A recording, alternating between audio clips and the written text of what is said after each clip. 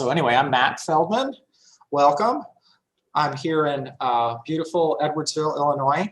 We're probably a little bit warmer than Minnesota right now. In fact, it's kind of hot in my office. I sit above Cleveland Heath. It's a little, I'm a boutique consulting firm, and they're like a little, one of our best restaurants in town. We're across the street from Stagger Inn.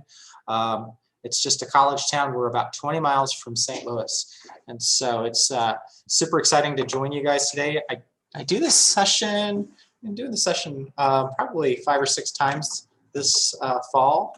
This is the second time I'm doing it. I did it with Atlanta. That's the third time I'm doing it. I did it with Atlanta like 2 weeks ago, 3 weeks ago, and I did it with Hawaii last week. How fun is that? I had to keep telling everybody, oh, I got to go to Hawaii now, virtually. That was kind of the downer, but it was a lot of fun to do that with the Hawaii folks.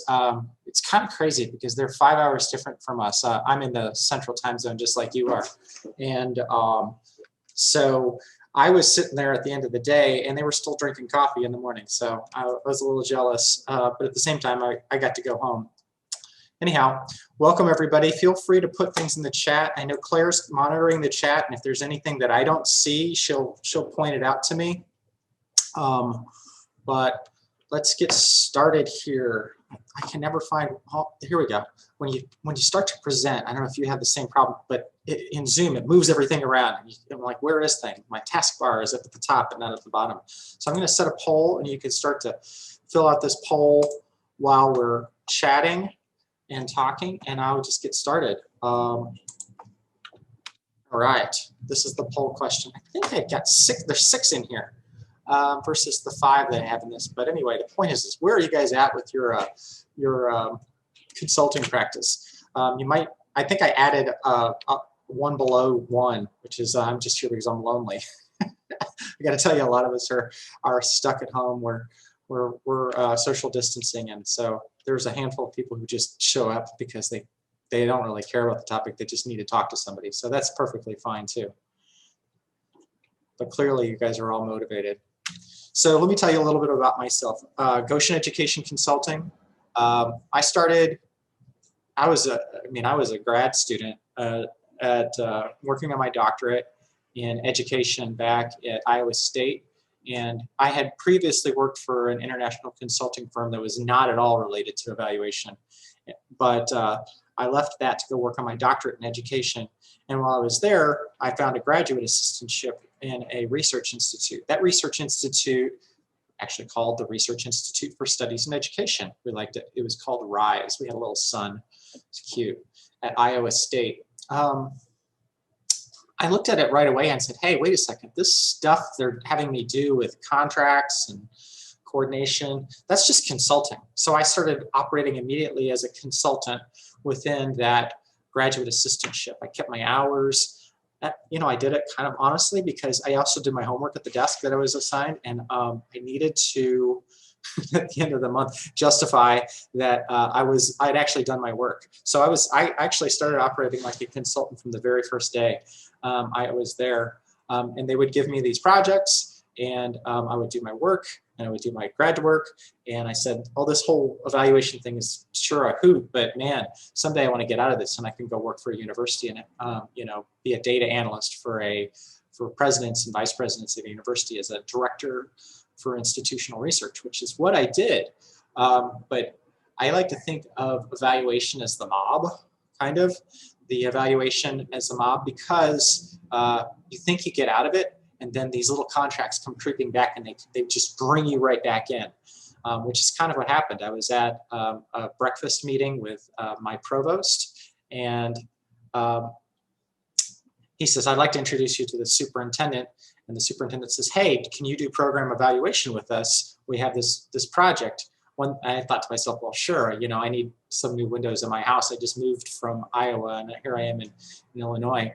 And so I started with a little project here, and they said, oh, you know what you're doing. Maybe you can help us out with this other grant. And then I put in a proposal, and then all of a sudden I had 5 grants. And I was working as a director of institutional research, and I had a second nighttime job as an evaluation consultant. And I thought, I can't do both, but as my accountant likes to say, I was converted by market demand, meaning I just couldn't do both. And I originally thought I would create a research institute at my university, but they had no idea what to do with me. So that's where I started down this path of learning to be an independent consultant.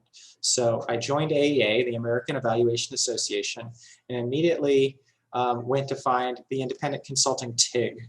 And I showed up to my first conference. It was 2011, and we were in Anaheim, California, which was fantastic. And I felt like I walked into a room of people I've known my whole life, but I'd never met them. They were just so welcoming. And so I would say, if you have the opportunity to engage with the Independent Consulting TIG, I think you should do that. But since then, I started my firm in 2009. I went completely independent in 2011 without that whole real job thing, and this became my real job. In 2000, well, immediately I hired a part-time employee, and he was with me for several years. He would teach science at one of the high schools during the year and come work for me during the summer. And then in 2019, he came completely, he left his job, came and worked for me full-time. And then we won a $3 million grant, yay, this last year. And so we're expanding our staff. I have 3 full-time people, including myself right now. We hired a grad assistant, so I guess that's 3.5. And we're going to hire another half-time business manager soon. And our revenue will be over $1 million in 2021. So that's crazy, because once upon a time it was just like, how am I going to put enough projects together to match my salary from my previous job? So I'm here to say it's a total possibility, and that's my experience. And I'm going to tell you all the things that I know. I'm going to tell you all the things that I tell everybody else. And here's the basic principles for how you start a consulting practice and how it all works. So here's your results. I'm sharing these with you now. Nobody's here just because they're lonely. That's kind of interesting. A lot of people have, the majority of our group, about 40%, have taken some side jobs, and they're just thinking about this. But there are some people who are on that verge of starting, and there are, looks like 5, 6 people who they're in it, a newly solo, or they're an experienced consultant. So that's exciting. Stop sharing those for now. All right. I do want to point out that I'm your presenter today, but a lot of these materials were originally initiated with my good friend Laura Keene. She owns Keene Insights, based in Los Angeles, California, home of the Dodgers. I think they lost in the baseball game. We can root against the Dodgers because we're all National League teams, right? No, wait, oh, you guys are American League. I forgot about that. I'm thinking of a different team. Anyhow, she's in LA, and she's fantastic. And if you ever get a chance to go to our workshop, Laura is fantastic to work with. And of course, we have to give a big thanks to Gail. Gail Barrington started these workshops. I don't even think Gail knows how long ago it was anymore. It was more than 20 years ago. She keeps saying 20 years, but I think she's been saying she's been doing it for 20 years for the last 10 years. So we're going to round up to 30. Pretty sure Gail's been doing this for 30. And there's her book. And I've got a copy of it sitting around. It's sitting on the bookshelf over there. I'm not going to go get it right now. But Gail wrote the book. She literally wrote the book that is the foundation for the session that we're doing today. There's a lot of materials in there. There's a lot of good stuff in there. And I'm going to give you a couple more references as we go through the day, but definitely Gail's is the main one you want to look at. You can see it on Amazon. We actually got the price lowered. Amazon has this weird pricing mechanism where when they have limited quantities, the prices go up. And so it was like $160 or something. I thought, that's ridiculous. So anyway, we talked to Sage, and Sage gave them more stock, and the prices went down. So I think the price is still not like 10 bucks or anything. I think it's like $30 to $50, somewhere in that range, but it's definitely worth your time. And I also should give a shout out to the Independent Consulting TIG. We need to name this guy. That is a guinea pig in armor. My good friend Amy Germuth, if you read the chapter that was sent out in advance, she has a presentation that she does about a guinea pig in armor, and she believes that guinea pig in armor is our symbol. She gave a presentation to us, I think it was a long time ago, 2013, and with that guinea pig, and I said, that's a great idea, that's our mascot. So we made it our mascot, and then I actually had a guy draw it up, and so that's become our independent consulting topical interest group mascot. You hear, that's complicated for me to say, so you'll hear me abbreviate that as ICTIG. If you're involved with the American Evaluation Association, you know we have these TIGs, topical interest groups. We say TIG all the time. So when you hear me say TIG or ICTIG, that's what I'm referring to. Know that it's about a group of about 1,000 people, anywhere from 800 to 1,200 people at any time, who are actively interested, or they are 100% committed and dedicated to their independent consulting practices. And they have it's a vibrant community of people who exchange thoughts and ideas. You can ask a question, and quite literally within an hour, if not 5 minutes, you'll get a response. There's always some Marty Henry. She's always ready to give a response for some reason. She's like she's sitting there waiting for a question about insurance to come through, and then she's on it. But it's a vibrant community. You want to make sure you figure out how to get onto the E group, which is like the listserv. Anyway, that's when you have all these questions, if you're just getting started, that's where you go. Let's see here. Oh, I'm going to give my self-serving plug. Last December, after more than 2 years, actually probably technically 4 years of work, we published the Independent Evaluation Consulting Special Edition for AEA's journal, what is it, New Directions. Journal, New Directions for Evaluation. And so there are 13 chapters in there, all by all the people who've been leaders and the thought leaders around independent consulting within AEA. I highlighted 2 of them. One of them is Succeeding as an Independent Evaluation Consultant by Amy Gurmuth, which we sent out in advance. If you liked that, you'll like the rest of the chapters. She's exciting and fun, and anybody who puts guinea pigs in armor, and she also does a presentation that involves, I think, what's it called, Grumpy Cat. We actually had to take a moment of silence just to think about how Grumpy Cat had recently passed. That's how much fun she is. But anyway, so that's her chapter. I also highlighted my chapter about approaches to independent evaluation consulting. That's kind of like those business management principles. Bolded but not highlighted chapter 2. We're going to go through a couple of the results from chapter 2, which is that survey. So the history on this journal was back in really 2014. I started to put a bug in people's ear that we needed to do a survey of our membership, and frankly, it was because I was anxious. I had a lot of anxiety over what I was doing, starting this whole independent consulting practice, and I just needed to learn more. Just like a lot of us, I needed to do the research, and I just didn't feel like I had enough information. And so as a member of the leadership for the ICTIG, we had put out a survey in 2005, and I said, well, it's time to do it again. So actually, I think it was 2003. But anyway, so we put it out in 2015. And then we had these results, and so fantastic. To have all these results, and we were putting out little plugs here and little pieces of data there to our e-group, that listserv I was telling you about. But it was just too rich to keep doing it that way. So we said, let's write a research article or an article for the New Directions. But we just then we decided to just shoot for the fences and decided to go for a full journal. And so I was very happy to be joined by Amy Gurmuth and Norma Martinez-Rubin to edit this volume, and there's a lot of great chapters in here. As far as, I mean, I can't not say everybody's name, but I will. I mean, I guess I can't really go into every chapter because the system don't have all the time. But I should say on the next page we see the rest. Definitely take a look at branding.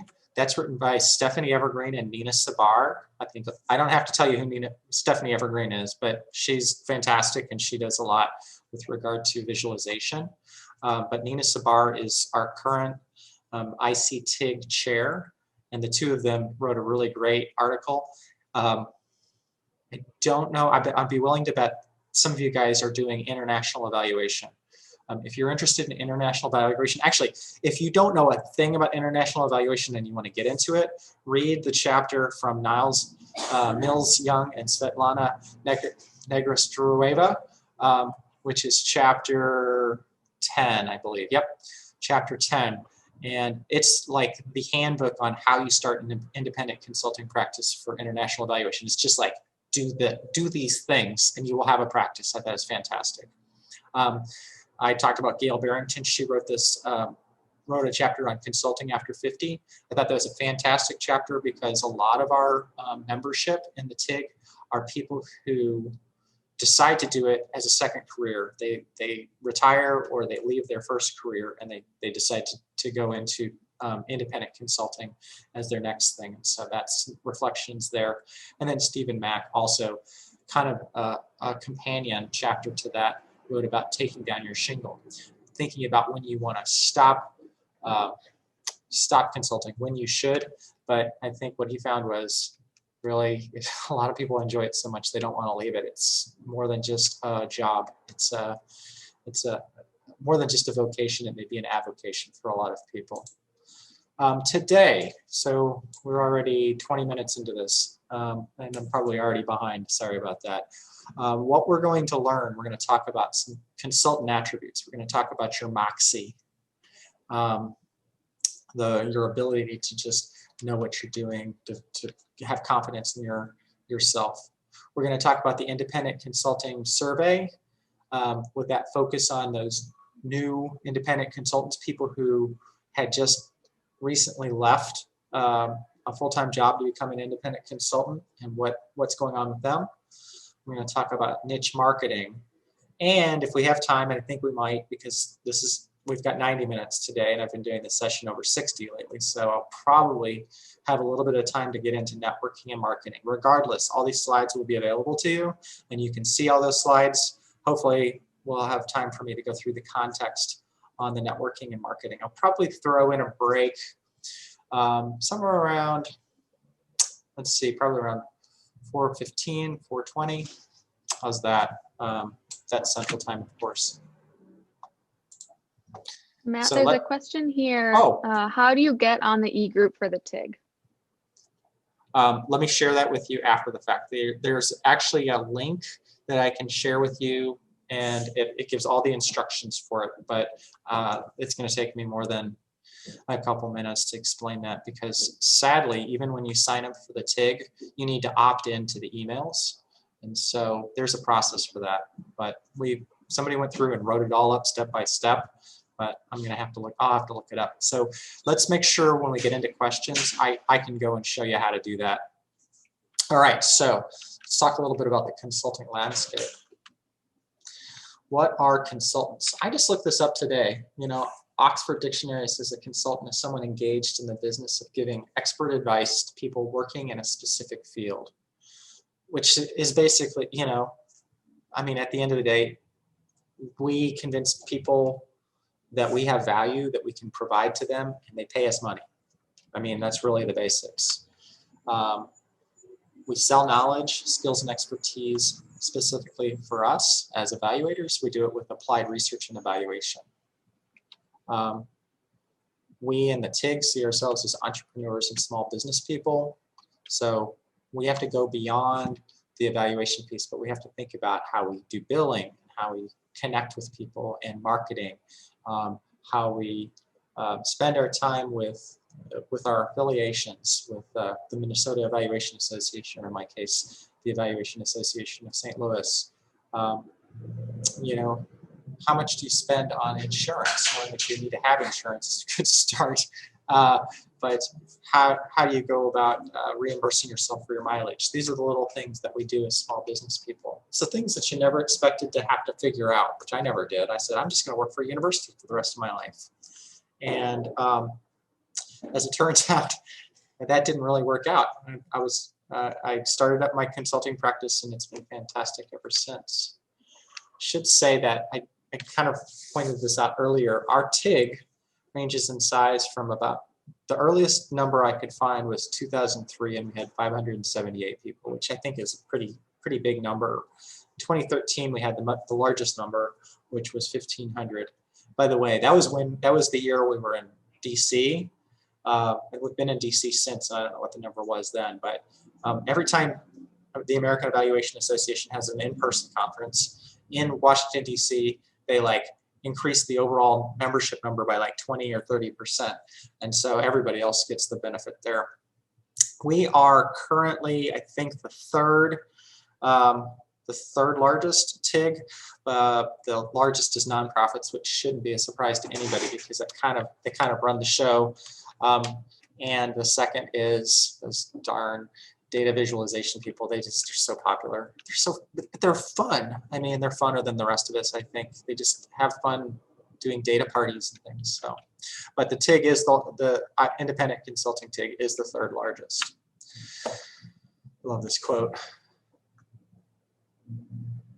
This is a quote straight from Amy Germuth's article. I was just on a what we call our IC topic chats, the independent consulting topic chats today, and our presenter, he just rattled off this number. He says, for the 3 months this last summer, June, July, and August, I worked an average of 57 hours a week. And he says, I can't keep doing that forever. We're going to get into some of the specifics on interests and worries and things like that from consultants. While we're always worried about whether we're going to find the next project, frequently we move past the concern of where the work's going to come from to how am I going to do all this work, which a lot of us will say is a pretty good problem to have, but it is a problem. But it is independent consulting. You do have a lot of discretion. So why do people consult? As Amy would put, the money. It can be lucrative. I need to go back and update this slide. This is a couple of years old now, but when you look at it, there's great opportunity for you to make a nice living for yourself. I was just thinking about this book, The Millionaire Next Door. It's kind of getting dated now. I guess it's probably almost 20 years old.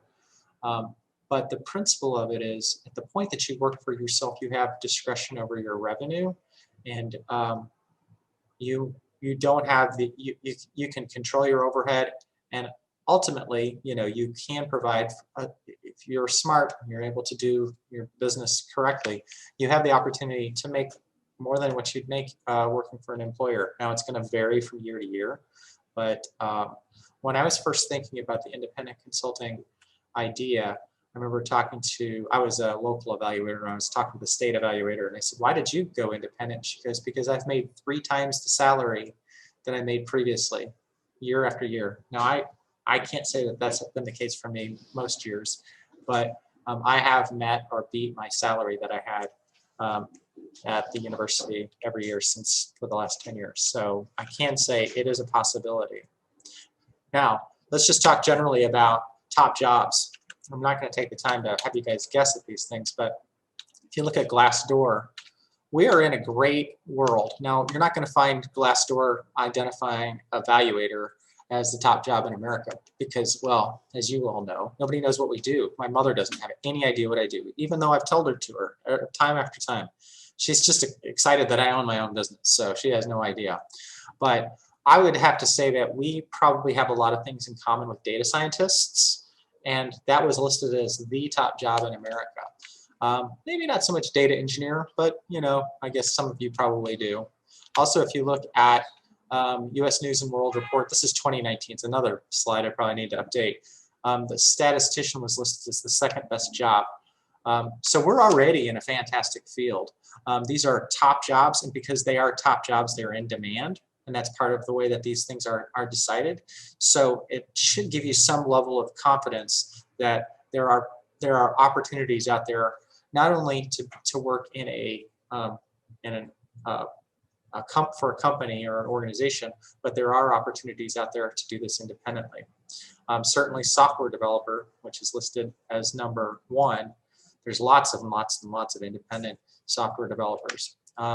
Again, you're not going to find the word program evaluator in the top jobs, but I'd say we also have a lot in common with statisticians.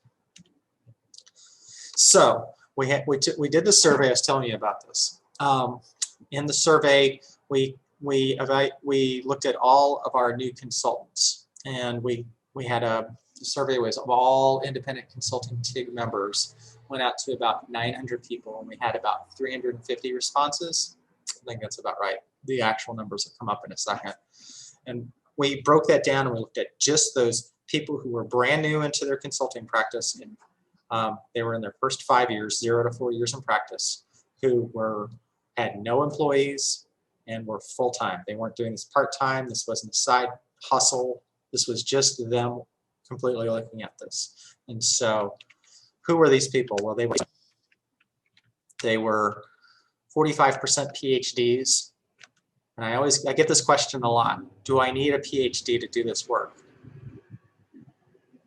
And I pause. I can tell you that of the people who, of the 17 people, which I know isn't a huge sample, but of the 17 people did it, less than half, but just about half had their PhDs. So I guess that would be what, 8 people, 8 out of the 17. So that means the others probably have master's degrees. There's a handful of people involved with AEA that have don't have their master's degrees. They've only made it to the point of a bachelor's degree. Very, very few. Very few. So for the most part, we're talking 55% had their master's degrees. So you can do it. I have my PhD. I think it gives me credibility, I suppose, before I meet people. But once you start working on an evaluation, it's not whether you have your PhD and what you've done in the past, it's what you can do for me now. So I would say you shouldn't let that be a barrier, though. I will say a lot of people also they believe that the PhD has been very beneficial to them. So I will give some endorsement to that. They were 33 to 55 years old, so that was the 25th to 75th percentile. So they were typically in that age range. Certainly that shouldn't hold you back if you're in your 20s or in your later 50s or 60s or whatever. There certainly were people who start consulting practices at different ages.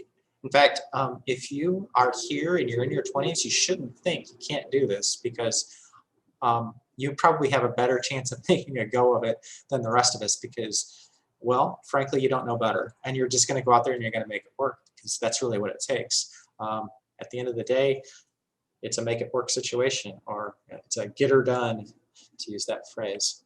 Now, I like to joke and say, if we were going to create a made-for-TV movie and we needed to cast somebody as the new independent consultant, who would we cast? We would cast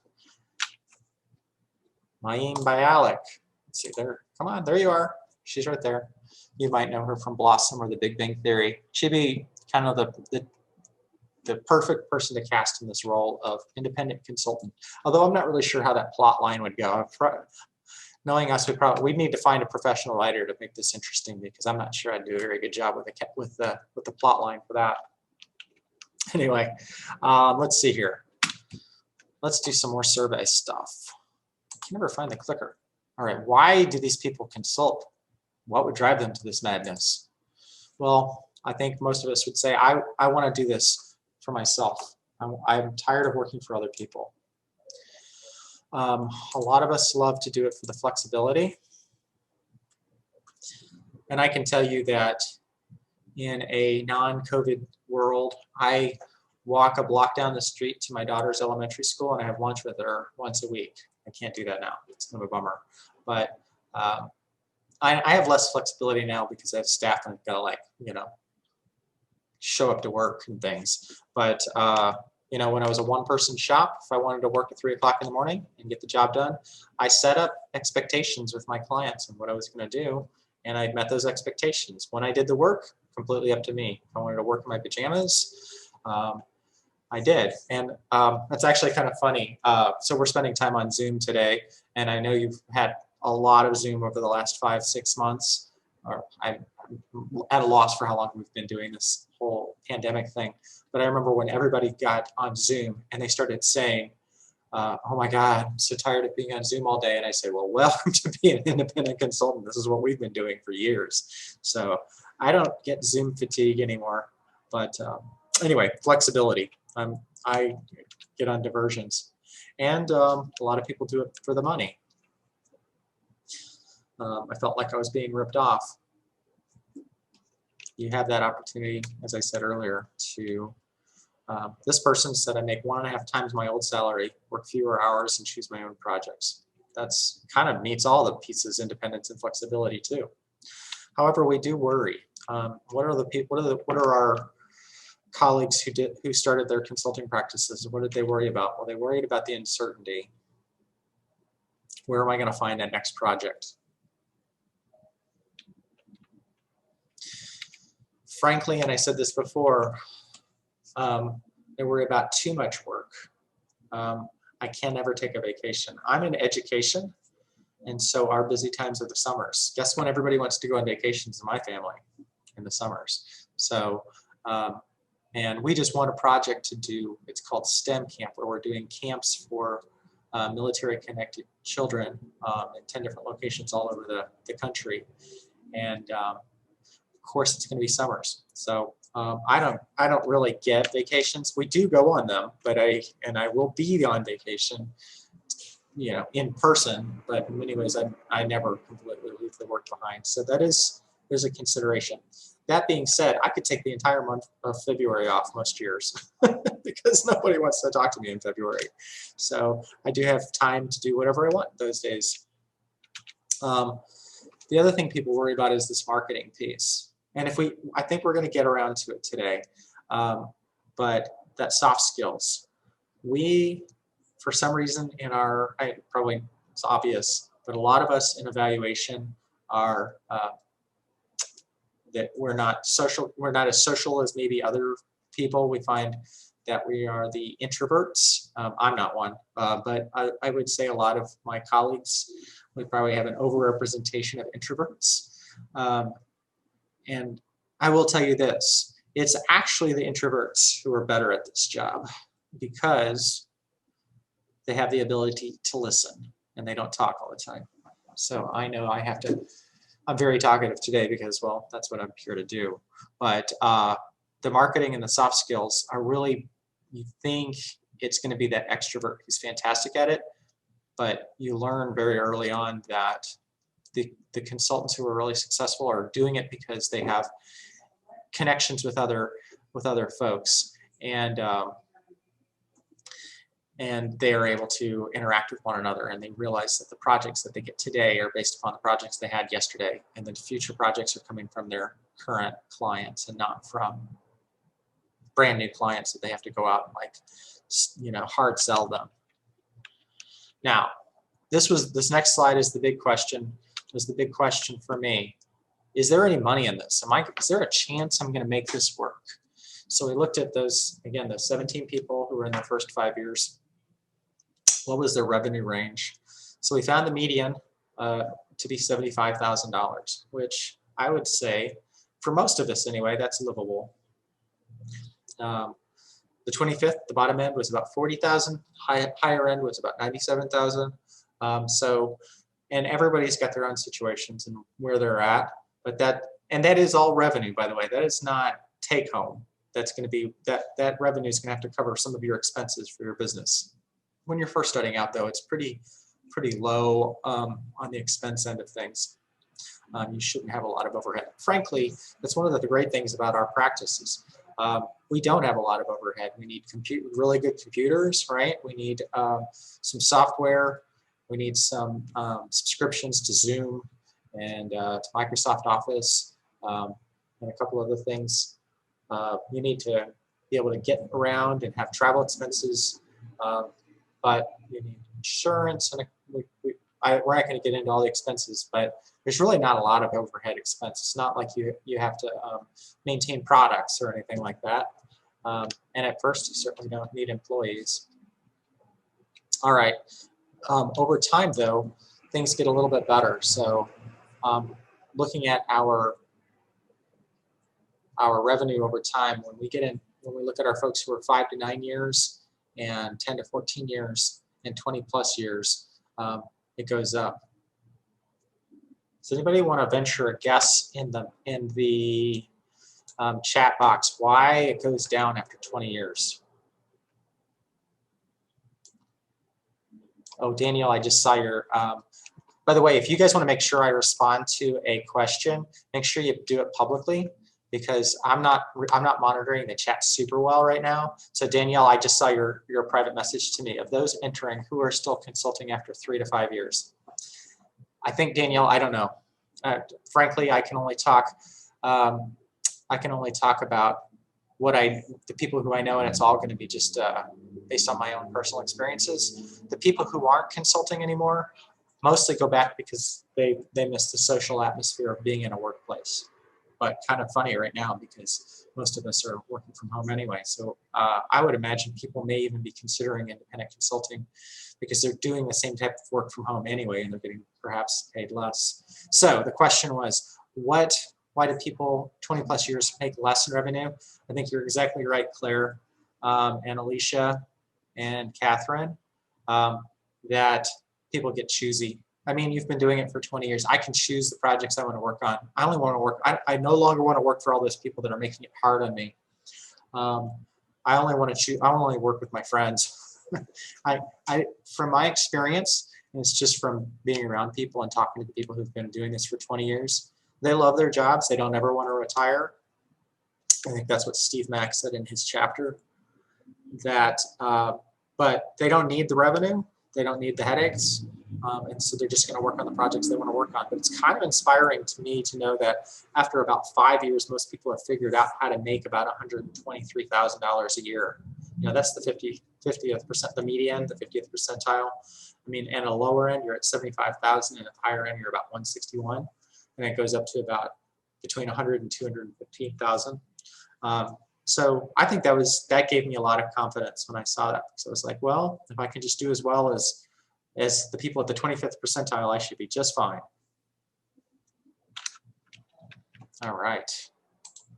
So let's sit here. Let's see, do I have what it takes? Now, I put out a survey, or we put out a questionnaire, getting started with consulting handout. This is the one for 8. Let's see, where's Minnesota? There we go. I'm going to pull up my handouts. And I apologize. I think when I typed that up, it was the one that said HPEA. I had just done it that day I sent it out. It was the one for, I was just doing Hawaii that day. So it's the same thing. I'm going to open it up and I'm going to put it on our share screen here so we can talk through some of these questions. I think we have a share out there too. Okay, so these handouts are there for you to use. If you haven't gotten them before, I'm going to show you these questions. We're going to talk a little bit through them. I'll put them up there, and then I think in a couple minutes, I'm going to let you guys look at this, and we'll take about a 5-minute break to give everybody a chance, and also give me a chance to finish doing my polls. But the Getting Started with Independent Consulting handouts, we like to do the Do I Have What It Takes questionnaire. This is originally developed by Gail. She pulled it from some book. I think she has a reference at the bottom here. But these are good questions to ask yourself, and these are things that you're going to want to consider. If you put a lot of no's down here, you may want to reconsider the whole idea of going into independent consulting. You know, there's no hard yes or no. Like, this isn't going to tell you should definitely go into independent consulting versus you should definitely not. But these are good reflective questions. So a lot of what it comes down to in your personal characteristics are self-confidence. I'm going to pause for just a second. I'm hearing a little bit of background noise.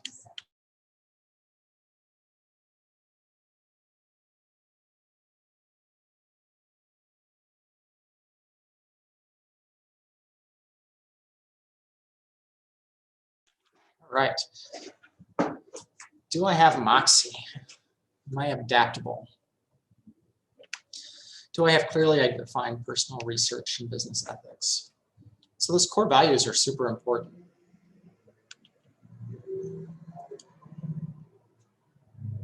Do I value my clients and collaborators and respect what they have to offer? I'm going to go to the next page.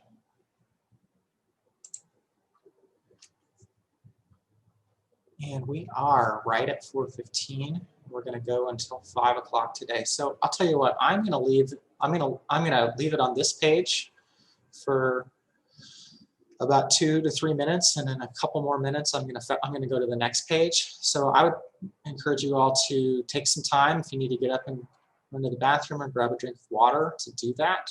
And like I said, I'm going to pause for a second. I'm going to let you read through this and reflect, or if you need to step away, that'd be fine too. But I'm going to start up talking again in about 5 minutes. But in about 2 minutes, I'll advance to the next page so you can think about those too. So I'm going to put myself on mute and turn off my screen for a second.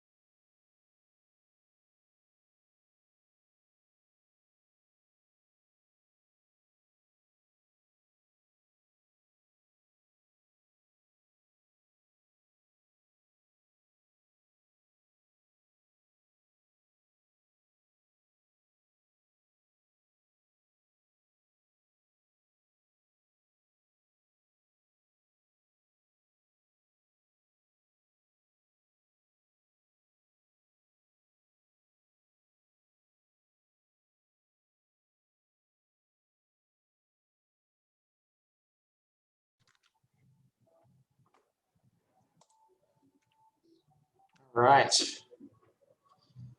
Everybody had a chance to take a break and had a chance to look at these questions, look at them either on your downloaded copy or look at them on my screen.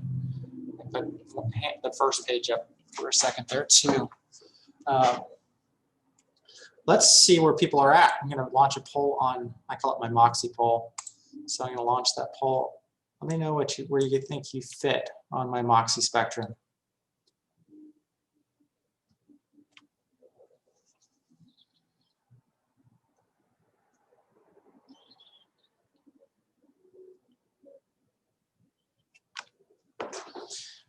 While we're talking through that, I'm going to shut down this page for now, and we'll go back to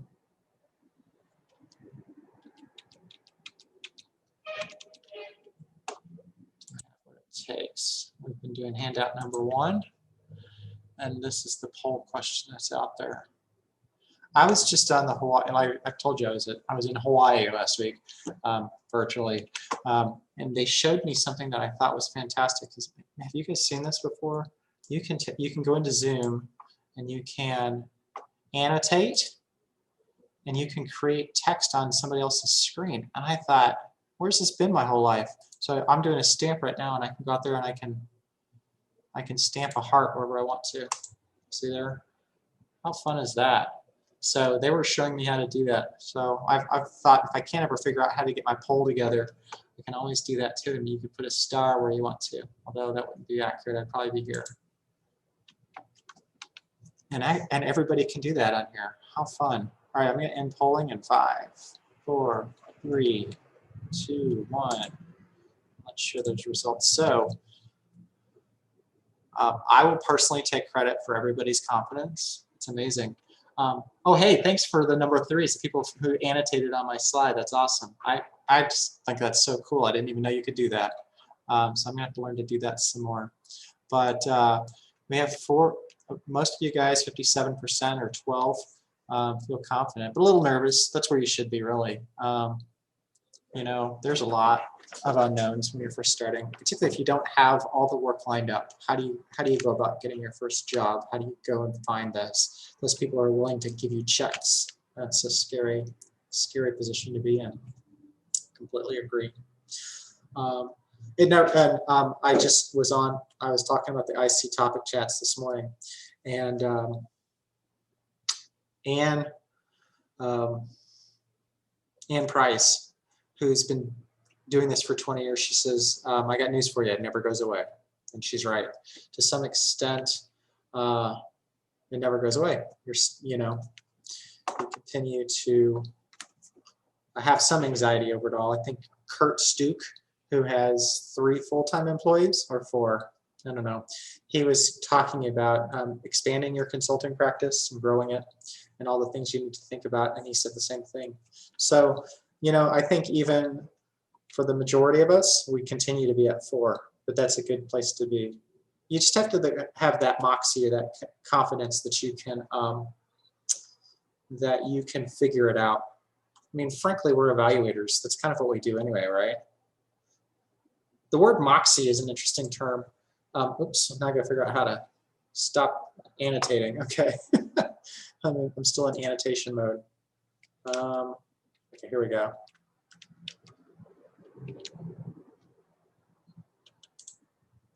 Back here. Moxie is a funny word, and we sometimes get the question, what is a moxie anyway? Well, technically, it's a carbonated beverage. It was particularly popular and known in New Haven, Connecticut, but now it's owned by Coca-Cola. I guess no surprise, right? Eventually, Coca-Cola buys everything. New Hampshire and New England. But moxie generally refers to just that confidence that I can figure things out. All right, so we're sitting at about 25 after the hour. Good. Let's talk about clients, services, and your competitive edge. Really, what this is talking about, we're going to talk about is niche. All right, what is your niche? How do you identify your niche? And I love to talk about Jim Collins' book, Good to Great. Let's see here. Give me a little sign, give me a little clap or a heart or something if you are familiar with this book while I'm talking through it. Just you can put it on your screen. Just do a clap or a hand or whatever. Just curious if anybody's seen this. Yeah, lots of thumbs up. Thanks, Alicia. No, there's Maya and Sarah. Can't see everybody right now. I need to expand my screen a little bit. Anyhow, this book is actually now the #1 business book of all time. And what it is it's a research book on those businesses, really large companies, large corporations, who went along and were doing just fine, but then something happened and they hit a major breakthrough, and they went from literally good to great. Their success kind of went through the roof, and they based that number based on their profits and their shareholder value and all these other different kind of metrics that we frequently don't think about, but it was based upon just how companies have become very, very successful. And what they did was they took these companies like Eckerd's Drug and Walgreens, and they looked at the two of them over time, and they saw how they paralleled each other for like 20 plus years. And then at a certain point, Eckerd Drug continued to just stay on its same path, but Walgreens went bonkers through the roof. And they said, what is going on with Walgreens? And they took, I think, 10 different companies, and they studied them, and they started asking lots of questions, and they did interviews, and they did lots of analysis. Anyway, so they came up with these 6 chapters, these 6 principled ideas of leadership, who you should involve, and these things, and I'll talk about each one of them. But first, it starts with level 5 leadership. A fantastic company is one, and these great companies are led by people who are selfless, who are determined but selfless. They put mission before self. It's not about them, it's about someone else. Oh, I need to share. I never did share the results with you guys, did I? Sorry. I'll share them real quick, and then I'll stop sharing. Sorry. I thought you guys all saw that. But anyway, the selfless leader is that first idea. Second piece is first who, then what. So they use the reference of a bus, getting the right people on the bus, particularly with larger companies. You're taking the wrong people off the bus, and then for the people who are on the bus, you're putting them in the right seats for them to be successful. In our consulting practices, really, that there's one person on the bus, and that's us. And so, but at a certain point, like where I'm at right now, there are people who we hire in, and it's really super important that you're hiring the people that reflect your values, and really people who you think you can work well with. But fantastically interesting about this whole idea, the mission and the definition of what the company becomes really happens after you get the people in, and you allow the company to be flexible to understand what it is through this process. Particularly when you're dealing with these large companies, then they would confront those brutal facts. Like, for instance, Walgreens, people probably don't know that they were the original inventors of like the milkshake machine, and they had soda counters in all their stores back in the day, back when drugstores had soda counters. And they decided this was no longer who they needed to be. They wanted to be on the corner. If you see Walgreens, they're almost always, if not always on the corner of a busy intersection. So I actually am at a corner of a busy intersection right now, and Walgreens is literally across the street from me. That's their principle. But they decided what they were no longer going to do. They confronted those brutal facts on what they weren't good at. And we as evaluators need to understand what we can do and shouldn't, and what we shouldn't do. And then in all of this, they have the hedgehog concept. How do they come up with who they should be serving? And that's the next 2 slides. So I'm not going to go too far into it, but ultimately it's that focus, who we should be focusing on. And just as importantly, who we shouldn't be focused on. And then in doing that, having a culture of discipline and serving that niche, serving those people. And so in my world, that's serving educational evaluation clients. I look at districts within my community, within central and southwestern Illinois, and actually really not in Missouri, even though I'm 20 miles from Missouri right now. I don't even serve Missouri. But I also serve universities. You can see them all listed up behind me. and focusing on them.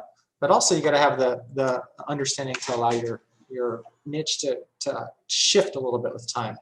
And so with time, I've actually started to serve military connected schools as well, but have stayed within my niche. So I have that discipline to continue serving them. And then, really only then, you shouldn't put your technology ahead of your goals. It comes at the end, and that's where you continue to grow your business. And that technology, for some people, it's software. Perhaps it's data visualization, Facebook or Twitter. If you want to try and build a consulting practice through Twitter, I think you're going to be hard-pressed to make that happen, or LinkedIn for that matter. Certainly those are good support mechanisms, but really it's going to take you personally connecting with another person. And you can do that through Zoom, but certainly when we can, we want to be back physically in the presence of our clients, because I think there's something magical that happens then. Let's see here, where's my mouse? You lose your mouse when you have 3 screens and you're looking around. It happens to me all the time. We like to talk about the hedgehog concept. And so the hedgehog and the fox, this was actually an essay by the philosopher Isaiah Berlin. And he talks about how the fox knows many things, but the hedgehog knows one big thing. And in the Jim Collins books, he talks about how the hedgehog is a determined animal. It moves slowly in one direction, and when it's attacked, it stops and it balls itself up. But the fox darts from idea to idea to idea. We as small business owners and entrepreneurs need to know what we're doing. We need to have a focus. We can't allow ourselves to be distracted and moving in all these other directions. And so that's kind of the principle for the hedgehog, where we get the name the hedgehog and the hedgehog concept. So what is this hedgehog concept? Effectively, it's just 3 overlapping circles. To be successful in this business, you need to be thinking about the 3 things that you are passionate about, what you're really good at, and what drives your economic engines. So passion, I think you understand that. A lot of us love evaluation for the purposes of evaluation. We love working with our clients because they're doing fantastic things. I mean, honestly, who wouldn't want to be an evaluator? We love this stuff. We, for the most part, are working with people who are trying to make the world a better place. I mean, whether it be in health, or in my case, education, or with nonprofits. It's a really kind of a cool business that we're in, and not a lot of people understand and appreciate the work that we do. But that's kind of where the passion comes from. Now, I don't have a passion for nonprofits. I do have a passion for education, and I love working with the teachers. I love going to see them during the summer workshops that they're involved with, and I particularly love going to see the kids. I loved the summer camps so much that I insisted that my daughters be involved with them. And I know that you might think there's some sort of a conflict of interest there, and there really wasn't. It wasn't a major evaluation, but it was the premise of getting involved with the summer evaluations for the summer camps that introduced me to the understanding for how these camps work. And it actually led to this project that's worth $2.8 million that we're implementing now, which has allowed my business to grow. So I just dove straight into my passion and allowed it to happen. You also need to know what you're really good at. And actually, remember, we need to think about what you're not good at too. I'm really good at quick data analysis. People give me a big data set and I can break it down fairly quickly and I can make some sense out of it. What we've gotten really good at, and this is mostly through the addition of my coworker Tom, is data visualization. He's just dived into this stuff. He talks Tableau and he talks Power BI, and he actually does workshops now on how to do Excel and Google interactive dashboards. It's neat stuff. If anybody's interested, let me know. I'll give you links to his presentations he's going to do for, I think, $125. He'll give you the 2-hour introductory workshop. It's him and another colleague. You might know her, Shelley Engelman. She's based in Texas. But that's what we at Goshen are really good at, taking data. Oh, thanks, Alicia. I'll make sure I get it to you. I'll have some time at the end. I'll make sure you get all that contact information. anyhow, so making sure you know what you're really good at. We at Goshen Education are really, we think about 4 principles of what we're good at. First, we start with integrity. And I think everybody in evaluation should be thinking about integrity. Second, you need to be thinking, we think about reporting and making sure our reports are usable and accessible. And then third, we talk about locality. We like to serve our community. For the most part, it's always been Southern Illinois, but we are starting to see that we can stay within our niche and also serve military-connected communities, which that's become our locality. And fourth, we talk about sustainability. And those are the things that drive our business. And sustainability is about not only sustainability for the project. Oh, thanks so much, Claire. She got that right out to you. Thanks for looking that up. But what we talk about sustainability, but if our clients are sustainable, then we're sustainable as a business. So if we can do a great job of helping our clients be effective at what they do, we continue to have jobs. Third, you need to be thinking about what drives your economic engines. Where's the money, right? So you need to know that there is opportunities for you to be successful in this world. So I actually think of 3 examples of people who are not sustainable. First, I have the hopeless art student. It's somebody who is passionate about what they do. They love art. They may or may not be really good at it, but they may not be in a world where they're going to be successful because there's not much money in it, right? Now, you can argue with me about this, but certainly it's a hard life to live before you make it big in the world of art. There's also the history education evaluator. Now, once upon a time, there were teaching. Sometimes we have really loud trucks outside. Teaching American history grants by the U.S. Department of Education. And so I always wanted one because I love history. But they kind of went away before I really got involved with my evaluation practice. Now, if you had invested all your time in being the best history education evaluator out there, you'd be in a hard place right now because really the world revolves around STEM. Social and emotional behavioral learning and understanding, that's also another big area right now. So that's where the money is within our projects. So if you're going to be successful as a educational evaluator, you probably should have some understanding for STEM. Obviously, that's science, technology, engineering, and mathematics. And oftentimes we throw in the C of computing. So the history education evaluator is going to be really good at it and passionate about it. There's no money there.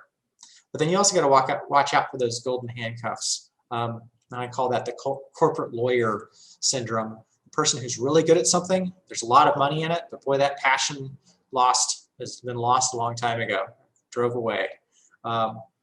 And actually, I'll be frank with you, I think there's a lot of people in this situation. In fact, I would say I was kind of in this situation about 3 years ago, because I was a one-man shop, and I was losing the passion to do all the work for my clients independently. And that's where I knew I needed to bring somebody else in to kind of rejuvenate my business and myself, really. And so Tom came in and we started working hard on these projects, and then we won the big project, and now we've got some security for a couple of years. But there are a lot of people out there who are in that golden handcuff situation where it's really not sustainable. You really don't want to do that for too long. If you're making a lot of money and you're really good at something but you don't like it, you're going to find yourself doing things you shouldn't be doing. You're going to get lazy with your work. People get involved with just all kinds of inappropriate things as a result. So that you want to focus on the 3. Frankly, then we get into this flywheel concept. So now you've decided what you want to do and who you should be serving. Now, Collins talks about the flywheel, and he'll tell you that it's a mechanical device specifically designed to efficiently store rotational energy. Something in your car, it's proportional to the square of its rotational speed. Okay, so the point is it's something that you get moving and it moves faster and faster as you add more energy to it. But I really don't understand that. I mean, I understand how my car works more or less. What I do understand are Ferris wheels. Okay, a Ferris wheel. I'm in Illinois. And I like to go to Chicago. I lived there for a couple of years. And so if you've ever been to Navy Pier, you know, I've got that big Ferris wheel. So let's just think about that Ferris wheel for a second.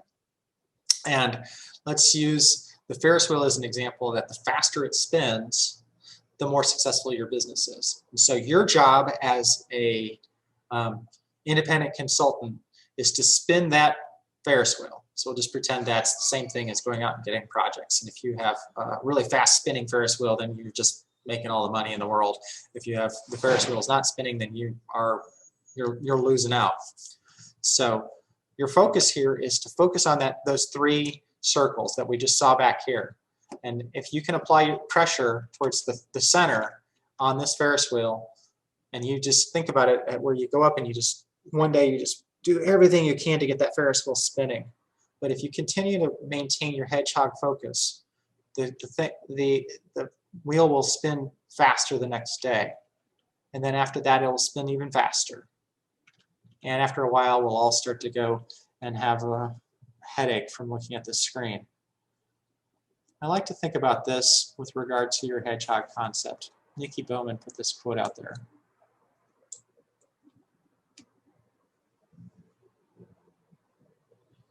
You need to be able to say no. I think she didn't put this quote into the chapter that Amy Grumuth wrote, thinking about Jim Collins. She just thought about her own consulting practice, but it completely squares with the things I'm saying and the things that Collins has to say. You need to know what you should be doing, and you need to know what you should not be doing, because it's only through that you can be successful. There's a book that I'm working through right now. It's pretty topical, actually. It's called The Pumpkin Plan, and it's basically says to be a successful entrepreneur, to have a really great consulting practice, you need to use the principles that a pumpkin farmer uses to grow the big pumpkin. So I think just recently, it's just about this time of year, there's that, 5-ton pumpkin or whatever the amount. It's not that big, but it's huge. These things are like thousands of pounds. But this author looked at how you grow a big pumpkin, and he saw direct correlation to how you have a consulting practice that's very successful. And he says, well, what do pumpkin farmers do? They pick really great seeds, and they plant these seeds, and then they water them, and they care for the young plants, and they weed, and then they select which of the seeds are the most successful, and they pull the seeds out, the small plants out that aren't doing that well, and they focus their attention, and really then they start to focus their attention on just the one, and they grow it, and they water it, and whatever farmers do, they pamper it, right? It starts to get cold, and there's going to be a freeze, and they put a blanket over it. And effectively, that's what we need to do to have successful businesses. We need to start with good seeds, which is really having a good understanding for our program evaluation background, investing time in the American Evaluation Association, doing that professional development that helps keep your skills sharp. That is your seed. You need to have you also need to be putting a lot of effort out there to find clients. Frankly, you should go out and find as many clients and do as many different things at first as you can, but you can't do that forever. You can't be what do people call it? Evaluation agnostic. You can't be agnostic. After a certain time, you do need to focus in on who you want to work with, who you love, who you enjoy spending time with. You're not going to be sustainable working with those people that drive you nuts. And they're out there. And they're good, well-meaning people. They're trying to do their jobs too. But after a while, you need to focus your attention on where the best clients are, where the money is, right? And I say that objectively. I mean, honestly, there's a lot of money out there, but you need to work on where you're going to be the most profitable, and where you have the best time, and where you enjoy what you're doing, because you're not going to enjoy your job if you just do everything that everybody asks you. Then focus your attention on that, and then what you do is you find those clients that you love, and you learn to find out who the rest of them are. So you're growing your pumpkin, you're taking out those weak and sick pumpkins. Those are your clients you don't want to work with. So you stop working with them, and you focus your attention towards your best clients. And this is where you start to grow your practice. And this is where your pumpkin gets to be a ton, or however big these things get.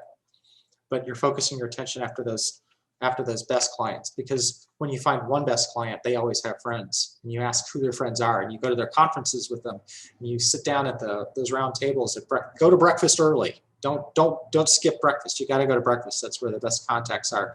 And you're sitting there with your client saying, "Oh man, you need to meet Matt. Ocean Education and Consulting is the best." And then you're sitting there with other people, and you realize that your best clients become more and more. You get to meet more people just like your friends, your best clients.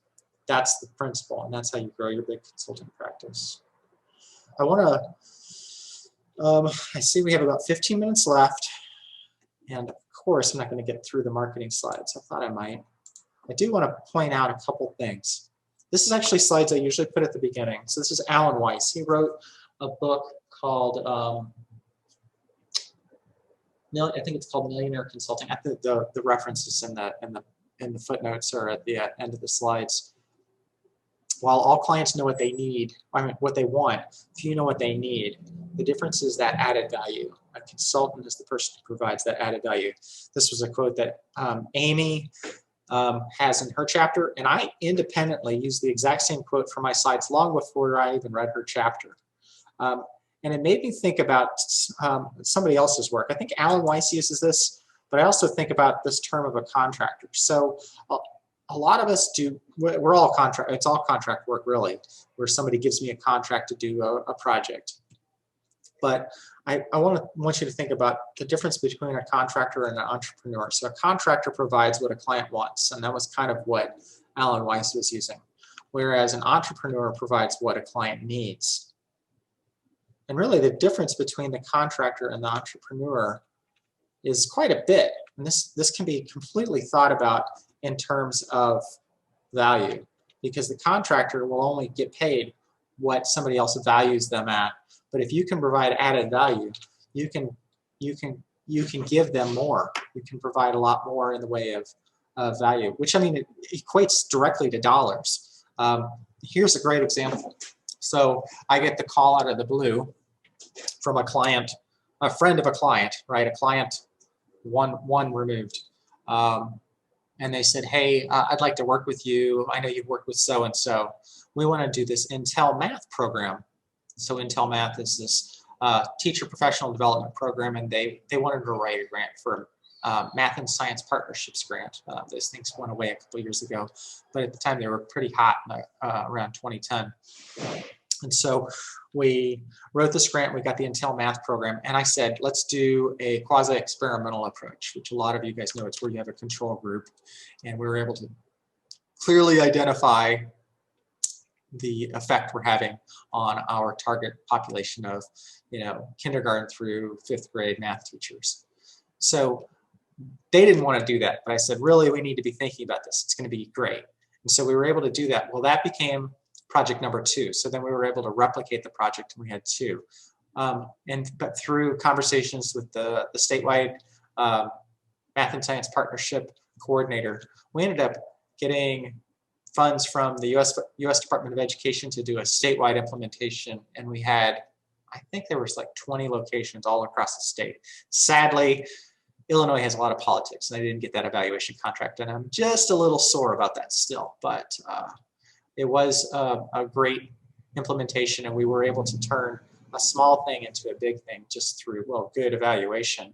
But we provided that value distance. Literally, we provided what the client needed when they weren't sure what they needed, and so we helped them do that. See, we have about 10 minutes left. I want to talk about handout number 2, and this talks about the hedgehog concept. Where's my handouts? There it is. I'm going to just talk through these things. I think these resources are available to you. This is just a one-pager. I made this up one day, and we've been using it for a couple of years, but it's just a way to stop and reflect. Typically, if we have 6 hours, I'll give you guys 15 minutes to sit and write the stuff, and then talk in small groups, and we share out. So I'll read these things out loud, and then we'll talk about it. So I want you to reflect, be honest with yourself. What do you really like to do related to evaluation? Okay, so I'm a runner. I like to run marathons. I ran the Twin Cities Marathon, by the way, a couple of years ago. What do you have the potential to be better at than anyone else? And I mean that. What can you do that's really fantastic? And you don't have to think about it in the entire world. Say, what am I the best at in the Minneapolis, St. Paul, Twin Cities area than anyone else? Who's not doing the things that I'm really great at? What sets you apart? Where's the money? What services do clients and funders want from you? I mean, and what are the things that you can do that they don't even realize they want to spend money on? That's going to take some time to figure out. You're not going to know that out of the gate. You might. Hey, you might know some things. That's that's why we go to the Minnesota Evaluation Association, to learn what the great new ideas are. What can I be doing? If you go back 15 years ago, nobody knew what a logic model was. And logic models were hot, right? Talking about logic models was, you could go into a client's office and talk about a logic model. You could get a whole project just to do logic models. It was just like an add-on. It was fantastic. Well, logic models are kind of passe. We still do them all the time, but they're not hot topic. But then it became dashboarding. So we're really in the dashboard phase right now. Our clients love our dashboards. What a great way to talk through data. And then what you would do is, in a few sentences, define the intersection of parts 1, 2, and 3. What is your hedgehog concept? Now, I was putting in my polls on the fly, and sadly, I didn't get the third poll in here. So let's play with the annotate function. Here's the last poll based on worksheet number 2. I'm going to look at some of the comments and start answering some of these questions. But go ahead and figure out the annotate function. So if you don't know how to do that, you'll find in the screen that I'm sharing with you, up at the top, it'll say you can drop something down that says annotate. And I wish I could show it to you, but I don't think I can show you my annotate because Zoom doesn't do that. And then you can draw in there, you can put a stamp. I go to stamp where there's a little check mark, and then I select the heart button or the star button. And I put it there. So there, I just put a heart. So feel free to answer the poll that way. Next time, I'll be more prepared. I don't know, when are you guys gonna have me back? I'll come back next week. That'd be fine. I love it. Have you guys figured out I love talking about this stuff? Which is why we have the independent consulting topic chats every Thursday. I bring together some of my friends, and I talk about these topics every week. Next week we're off, by the way. The American Evaluation Association is going to have their meeting, so we're not going to compete with them. All right, let's see here. Thanks for adding things. So yeah, I get what you're saying, but I'm only sure about one of the 3 circles. That's perfectly fine. A lot of you guys are writing 4. This is coming together for me, but I can only say I understand 2 of the 3 circles. A couple people put X's at the bottom. That's fine too. I think maybe I'll be willing to bet that it was the same person, just because you're figuring this stuff out. When I was doing this last week, I had marks all over their pages. They were probably, I was an idiot. So no need to know this stuff right now. This is just an opportunity for you to sit and think, and also an opportunity for us to get some feedback. Let's see.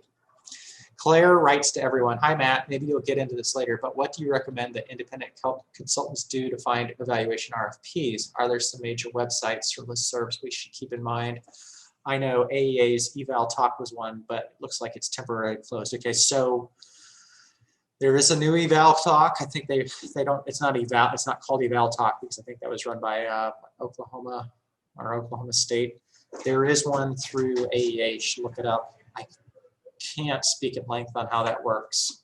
As far as RFPs and finding work, certainly you want to know who, this sounds crazy, but know who your competition is because they're really not competitors. Find out the people who are doing the work that you want to do as independent consultants. You're going to find them right there. They're here right now in the Minnesota Evaluation Association in this session. There are people who are experienced at this. And I got news for you. If they're being rude to you and they don't want to talk to you, then you don't want any part of them, and they're not going to be successful anyway, because the only people who are successful in this business are the people who welcome competition, who answer calls, who engage and talk to you, because the truth is we're actually, there's more evaluation work out there than we all know what to do with. And our only real competitors, the people that we should be worried about, are the people that really don't know what they're doing. That's honestly that's my feeling. There's a lot of people doing evaluation that have no business doing it. The people who are here with us today on this Zoom call are really, really great people, and they're going to help you out. And so as far as RFPs, check into to the different organizations that you're interested in. So I get a daily email from the National Science Foundation, and most of the time it has nothing to do with me, but I look at it and I see if there's anything there. One of my secrets was to get involved with the Grant Writers, Grant Professionals Association, and they actually contact me to write evaluations for potential funding opportunities, and I do it on spec. I do it for free. Now, if they get funded, I get the funding that goes along with it. And that's been successful for me. In fact, that happened for University of Chicago. I did that for Augustana. I did that for Felician. So those schools behind me right there. Oh, look, somebody made a little diamond. Awesome. Let's see here. So I do have these links here for you. Oh, look, the annotations stay on there. I don't know how to make it go away. I haven't learned enough about this. Anyway, additional ways to connect with me. Oh, thanks for that. You know, somebody clicked a button for me. Sorry about that. Busy street.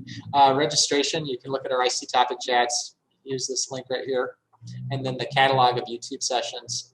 Those are all the sessions. We have like 20 plus topics. If you liked what we talked about today, and you're not irritated by my voice, you can get lots of this. And it's not just me too. It's Ann Price, it's Susan Wolf, Amy Gurmuth had her presentation last week on this stuff. Fantastic stuff. So these links, I'm going to put them in just a second. Oh, I should tell you, if you want to see the sessions that we've had, I haven't updated this with Kurt, but I go through the niche stuff. I go through the marketing. I have the marketing slides here. Networking karma. So those slides are actually, I'm going to share with you guys. We're not going to get to them today because it's almost 5. Niche, contracting, insurance, subcontracting, and hiring. It's all there. And these are all about between 15 and 30 minutes.